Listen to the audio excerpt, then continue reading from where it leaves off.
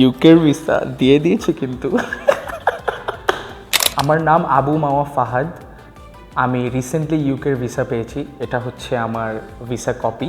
আমার ইউনিভার্সিটি হচ্ছে university of South Wales and আমার সাবজেক্ট হচ্ছে bachelor of business and management.